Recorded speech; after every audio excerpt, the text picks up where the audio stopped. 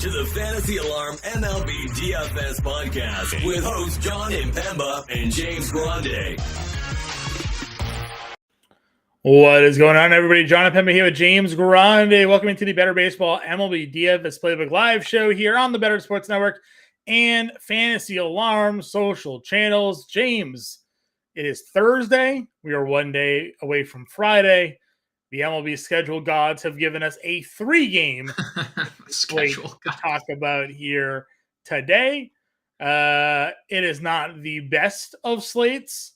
It is still kind of interesting, though, given who we have on this 3-game slate and how we're going to go about building lineups. But, of course, we'll get into all of that. Welcome to everybody who is slowly working their way into the stream here today. James and I going to break down DraftKings, FanDuel. If you have any betting questions today, feel free to throw them in the chat there as well. Of course, also a shout out to our friends over at rtsports.com. You go to rtsports.com/alarm using promo code alarm23. New users get a 100% deposit match up to $200 there. You can also scan the QR code on the screen to take advantage of that offer. You can use your deposit match there for their DFS pick'em games. They also have their fantasy football best ball and fantasy football championship contest still open. Draft dates still available there. NFL season. We have one Sunday left without NFL football here. This is the last Thursday without any NFL football here. So football season quickly coming. You can take advantage of that deposit match to get you going there if you prefer. Otherwise, we got some DFS picks to give you here tonight over at RT Sports. So let's get into it, James. Let's give our DFS pick and plays of the day.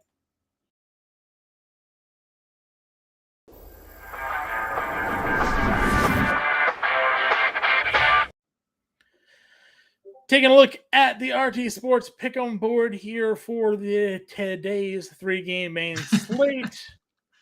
They are giving you some Friday props. We're going to focus on tonight, though. We're going to focus on the Thursday. Yep, there's the 3-gamer right here. Just the 3-gamer, right? Just the 3-gamer. Let's go to the Atlanta Dodgers game here. Series of the season, maybe the series of the season, John. We got 4 games between them for first place. We got 1, 2, and 3 in the MVP race. Probably the best series yet to be played this season. I would agree with you. I am going to go ahead and go with Matt Olson. I know he is not as hot as he had been 2-3 weeks ago, but still, he's Matt Olson. He's having an MVP-esque level season, if not for a couple of other players on his team and in this series.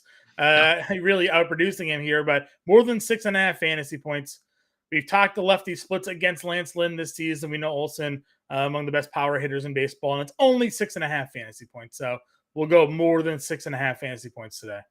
And I'll pair that up. I'm actually going to go with the less today, less than 4.5 strikeouts for Braxton Garrett.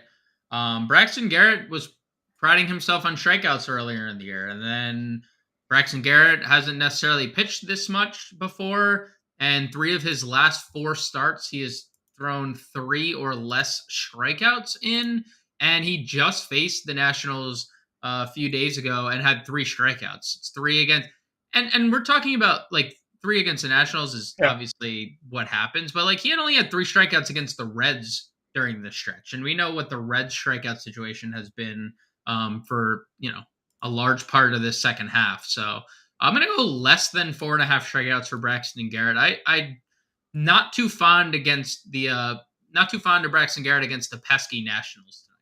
Sure, I'm with you there. And then I'll go to the San Francisco-San Diego game, finish it off with a 3-pick play here. We'll go more than half a run for Fernando Tatis.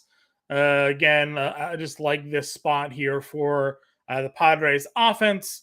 So getting Tatis there, top of their line to score more than half a run today just feels pretty good. So an opportunity to 6x our picks here today. Anything you want to add to this, James? Or you no? You ready to roll? 3 picks for 3 games. 3 picks, 3 games, 1 pick from each game. 6x your money here tonight over at RT Sports. Again, go to rtsports.com/alarm. Promo code alarm23 will get new users there a 100% deposit match with their first deposit.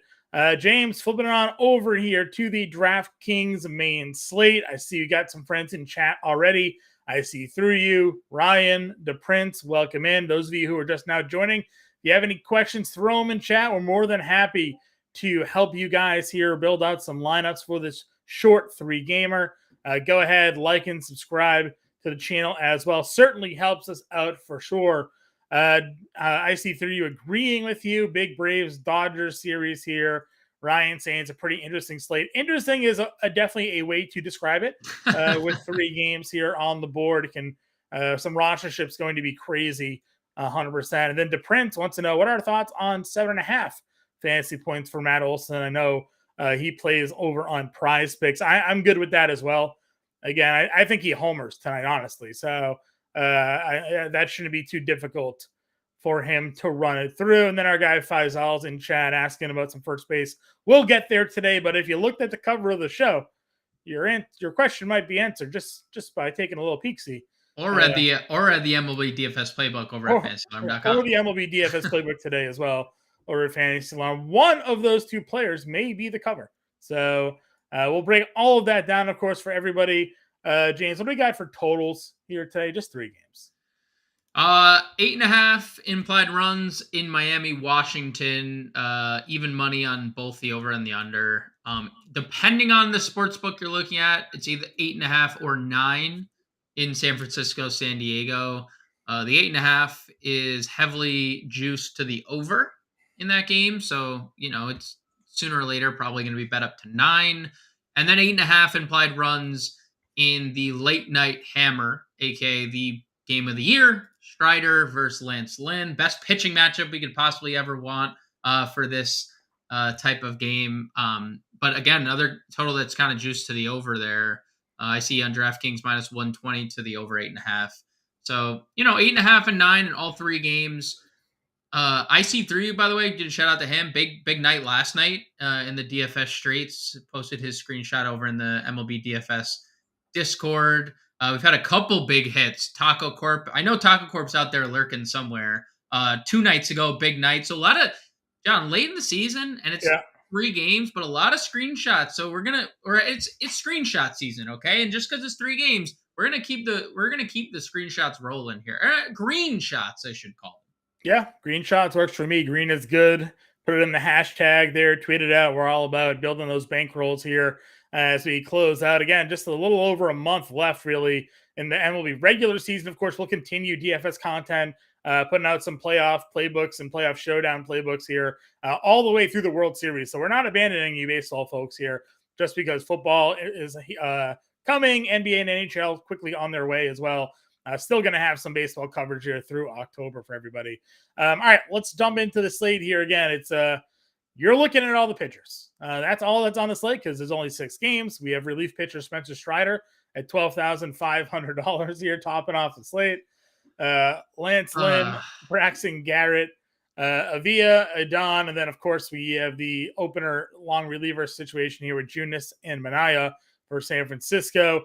When I did the podcast breakdown this morning, I said, typically we find ourselves in spots in these slates where it's like, I'm okay pairing the 2 good starters against one another and seeing if they can both just like give you good performances. I mean, I don't want to really pitch against either of these 2 offenses, though, as much as I think you have to play Spencer Strider today. I don't love Strider against the Dodgers. I definitely don't like Lance Lynn against Atlanta.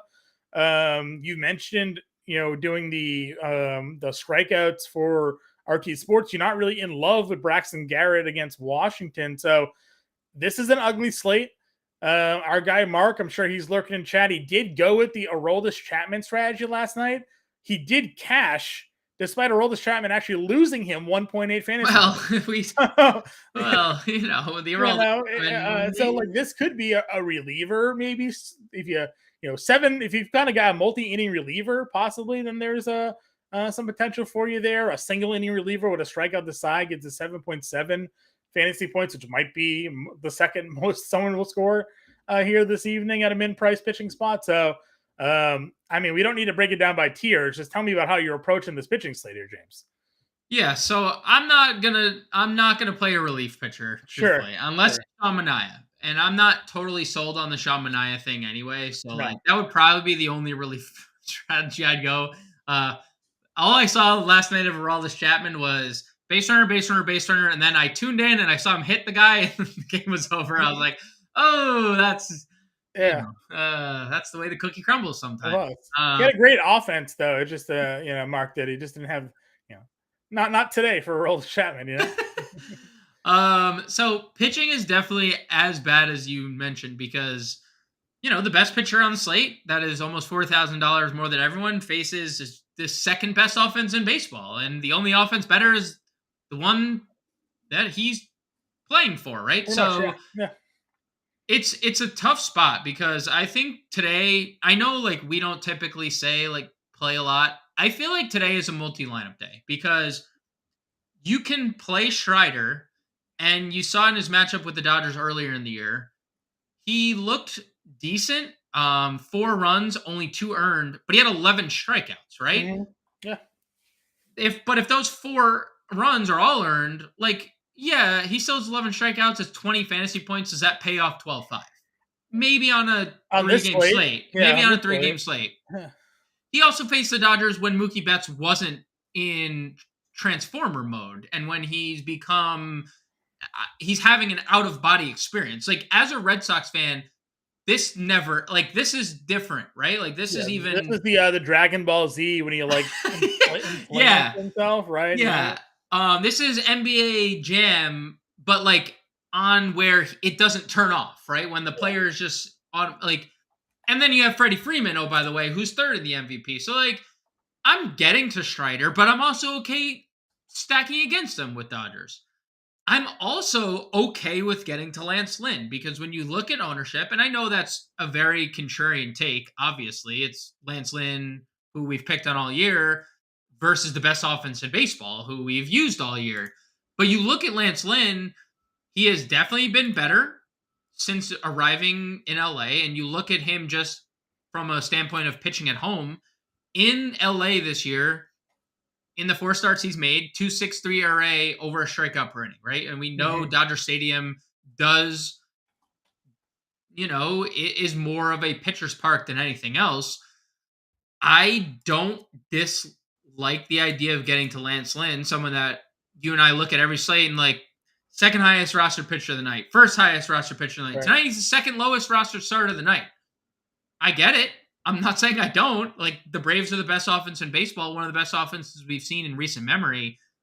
But, like, Lance Lynn does have strikeout upside, and this is a slate that doesn't offer a lot of it.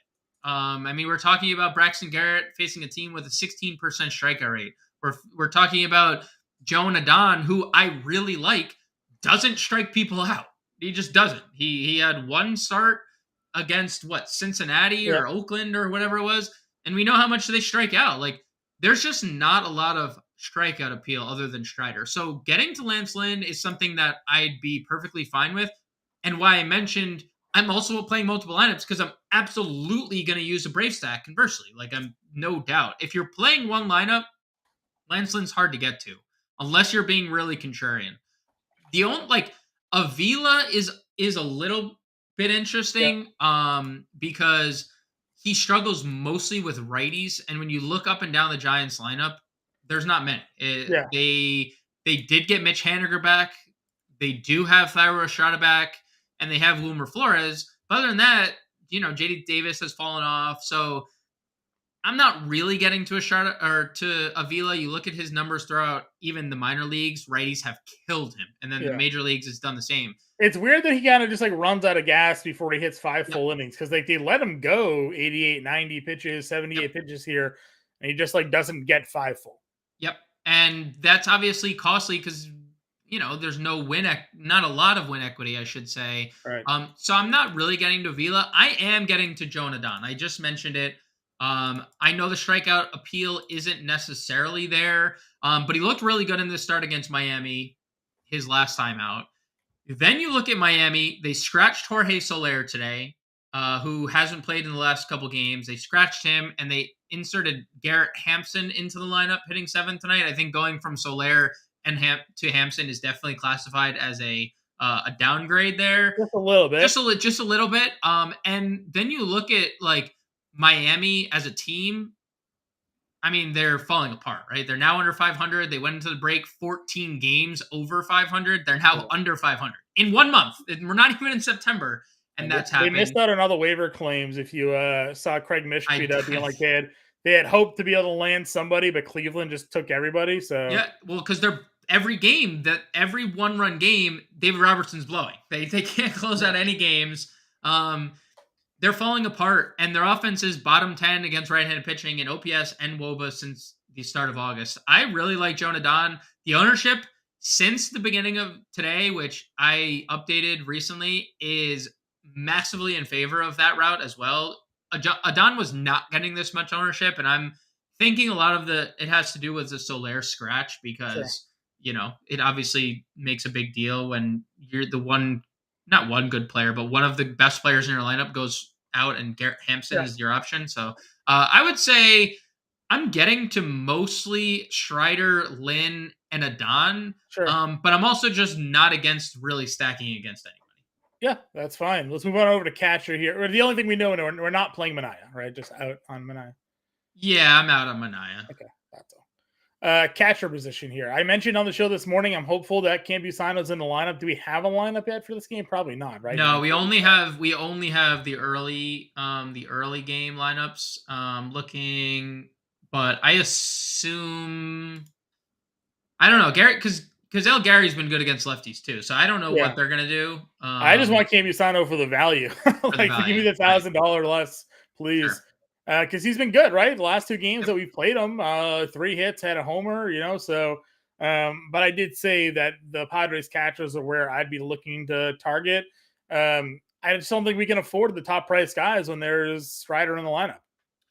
I mean, it depends. It just depends on what you're going to do. Because Adon's 5,400. Adon's 54. Yeah. So if you're playing Strider, Adon, I've mostly gravitated to Kybert today. Okay. I'm also actively rooting for Campusano. I'm definitely rooting for Campusano. I feel like I'm you today, where I'm really invested in the Nationals. Sure. Because I just did the Better Sports Betting Show. I picked the Nationals run line and over 3.5 implied runs. Like Braxton Garrett has had trouble with righties, and then you look at Kyber Ruiz this year, 353 WOBA against left-handed pitching is really good. You look. That's improved over the last 30 days, 377. He's hitting third today. So, their lineup obviously took a little bit of a hit without Lane Thomas, who left yesterday, and that kind of sucks. But I've definitely gravitated to Kybert, who's had a really good second half of the year. So, for all the non-Padre lineups, basically at catcher that I'm playing, I'm basically just playing Kybert Ruiz.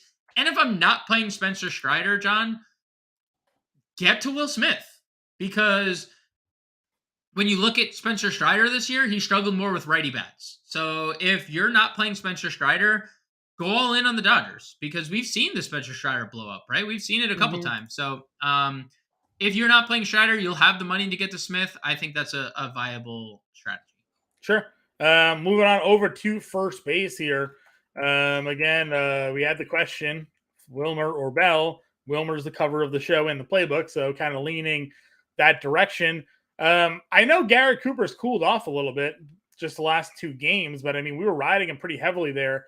If he's in the lineup, that's where I went today. Yeah, I mean, I think he's a really solid play. Even if it's an at bat against right-handed pitching, like he's been fairly decent. He gets the one at bat against Junis. We've seen Junis go anywhere from 1 2/3 to 4 innings. So I would get to Cooper.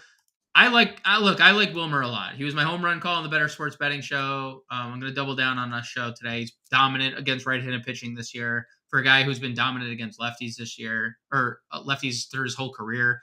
But I like Wilmer a lot. I'm not shying away from Cooper either, because he does get the matchup we want.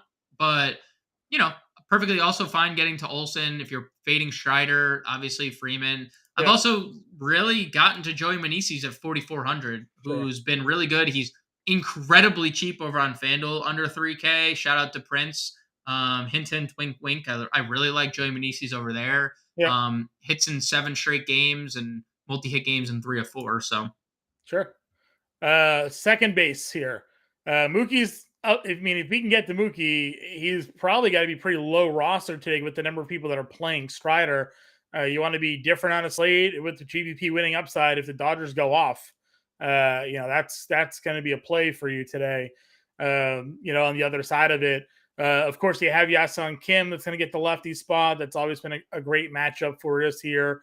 Estrada's at 43. I know he hasn't been the same since coming off of the IL, but we know his home run, stolen base potential is there. There really wasn't a lot at second base. You mentioned Hampson. If you wanted to just punt it at 2K, could have been an option. Or if Michael Chavis, is he in the lineup tonight for Washington? Yes, he's hitting 7th. Yep. Okay, so Michael Chavis, we know historically has done well against lefties. Could be the other punt play at second base tonight. Yeah, so Mookie, obviously, if you want to get to him, fine. Wilmer wasn't the cover of my playbook. He is in my playbook. Ha-Seong Kim is the cover of my playbook. So Wilmer's the cover of the show today, though. So. Wilmer is the cover of the show. Ha-Seong Kim, cover of the playbook. We know his pedigree against lefties, and he's starting to heat up again. Multi-hit games in 2 straight, runs in 4 or 5, hits in 3 straight. I like Thairo Estrada a little bit. In the mid tier because the struggles Avila has had with right-handed bats specifically. I agree. So I would get to Estrada, and he was 6K before he got injured, right? Like this was a guy that we were actually legitimately playing when he was high 5s, right? Like it was, and he obviously hasn't been great since returning, but hits in 4 straight.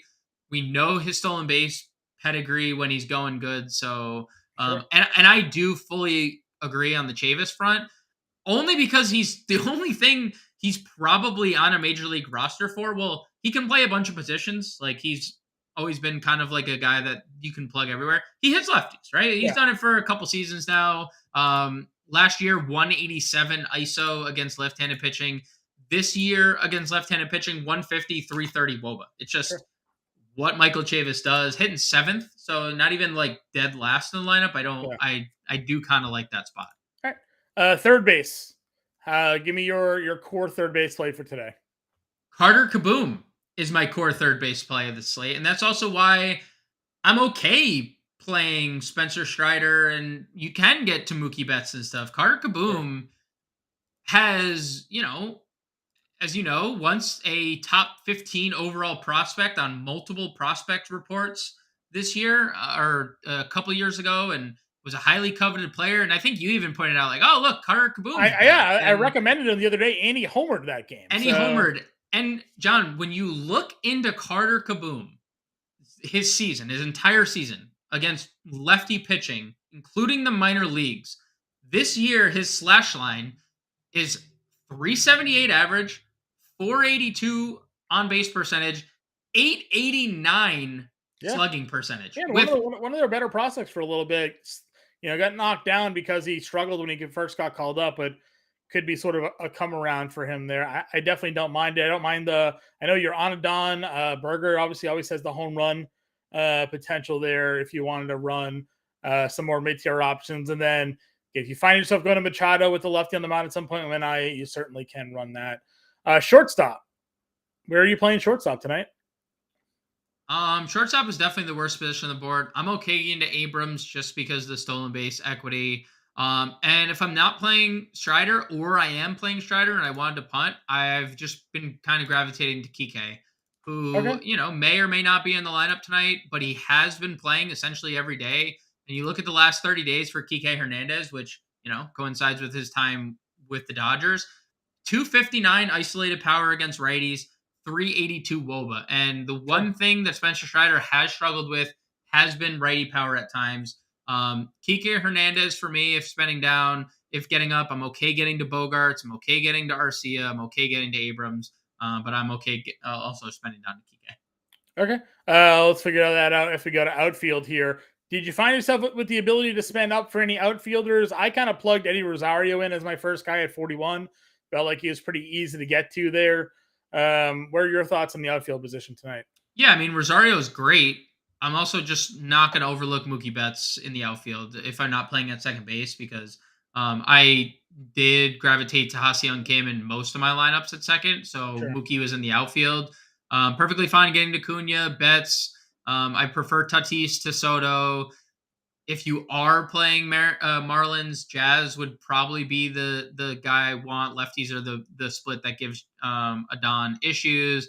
Any of the Braves are in play. Jock Peterson's been really good of Yeah. late. If you want to get to Jock, Haniger's back. If you want to play righties there, and then like if you're punting the position, I think Alex Call at 2,700 makes a lot of sense.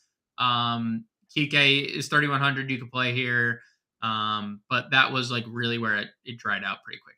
Okay. Yeah. Again, there isn't a ton of value. Obviously, Yastrzemski's back in their lineup. We'll see like once official lineups come out if there's a min price option that kind of jumps in. Alex Call. Any interest in Alex Call at 2,700? Yeah, I just made that call. Okay. Oh, Hey. Yeah, I'm with you there at $2,700. I think that's where I would go as well. I was trying to see if I could find a lineup if anybody else has come out. yeah, Haven't yet. So, all right, playing around with some lineups here. I kind of have a half lineup filled. Strider, Don, Ruiz, Flores, Estrada, Kaiboom, Abrams, Rosario, and Peterson. Gave us 4K left. Could go Haniger as you mentioned there. if you go down to call, and you could probably go up to Ha-Seong Kim in second. Yeah, definitely can. Ha-Seong Kim at 49, $700 left over. Not a bad lineup if this is the direction you're going in. Obviously, you can save some more money if you want to go down from Strider, and go to Lynn and go the opposite side of that matchup here again. But just 3 games, as James said, if you build a couple of lineups tonight, this is where it could pay to be different because the whole field is going to be on guys like Strider here. So if you can risk just a lineup without him and you get him and fade the field and the Dodgers tag him for like 5 because we've seen that this year. Strider getting hit at times can certainly give you the edge you need to take down a tournament this evening. James, this is a quick show today because it is the 3 games. You want to give your home run call for everybody before we jump out? Yeah, Wilmer Flores plus 550 over on DraftKings Sportsbook. Wilmer Flores. Would you play a Don over on FanDuel? Asked the Prince. I would play Adon on FanDuel, yeah. I mean, he gave us a quality start against the Marlins. I don't think there's as much upside, obviously, with the strikeouts, but I would play him because I think he can get deep into the game to get you a quality start. Yeah, I mean, guessing you're either playing Strider or you're playing Adon, probably, given the pricing differences over there. So, if you're playing large field tournament, I'm gonna say Lance Lynn but it's not like any single entry stuff. Sure. Like you have like large field tournament Lance. Yeah, I agree with you. My home run call tonight, I'm gonna go with Garrett Cooper. I think he gets one. I think Garrett Cooper takes gets the home run there this evening. Guys, again, we'll be in the Discord if you have any questions. The playbook is out. I know it's just a short show today with the 3 games, so don't worry. Big slate on Friday. We'll be back bringing you all the action. We'll have the podcast in the morning. We'll have the live stream at 5 o'clock Eastern time. Get us on Twitter. Get us in the Discord. And James and I will be back tomorrow. Good luck, everybody, tonight. Make some money.